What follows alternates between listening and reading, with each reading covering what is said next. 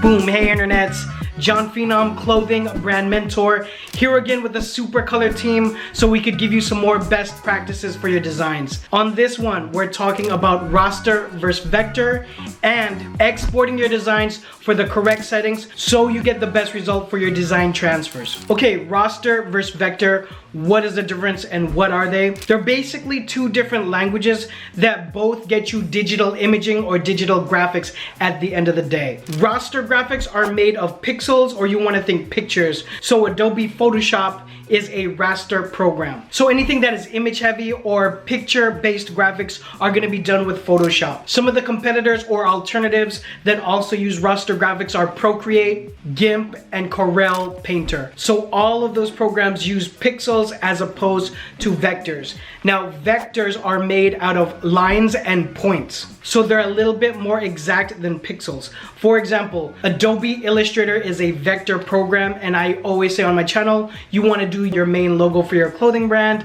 in Adobe Illustrator. And the reason for that is you can scale that graphic infinitely larger and it won't lose any quality. Some alternative programs that also use vectors is Affinity, CorelDRAW, and Inkscape. Now, can you do a logo in Photoshop? You can, and some people have definitely done that. Doesn't matter which program you actually use to create your graphics. It doesn't matter that much. Technology is growing so quickly. I do a lot of graphics in Canva nowadays, and you can get the same quality image in any one of the listed programs. With any raster programs though, you want to make sure you're dealing with high quality and high resolution graphics and imaging. In the end, all of these programs are going to be able to export to a high quality PDF, which is what we need for Supacolor transfers. Okay, exporting your designs into a PDF. Let's look at a few examples. Okay, so here I am in Photoshop. I'm going to go File, Save As. On this toggle down here, I'm gonna save as Photoshop PDF. That's fine. I'm gonna click OK.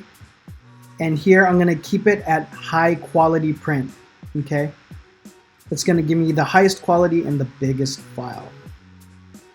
And we've been getting this question a lot. Let me do it one time on a Canva file as well. Okay, here in Canva, once we have our graphic, we're gonna click on share. I'm gonna make sure that I have only the graphic that I need selected. So just this PNG that I'm gonna turn into a PDF. So the most important part is clicking on PDF print. This is what you want to have selected.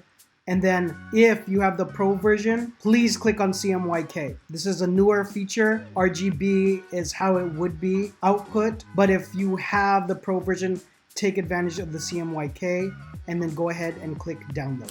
So whether it's Canva or Procreate or one of the aforementioned, we just want to save it at the highest quality PDF. And that's typically going to be a print quality file and also the heaviest file. So if you're watching this years later and there's a new program to add to the list that does graphic imaging, as long as you can output it in a high quality PDF, that's what we're looking for to export so you can upload that to Supacolor. Hope that helps. You got any other questions?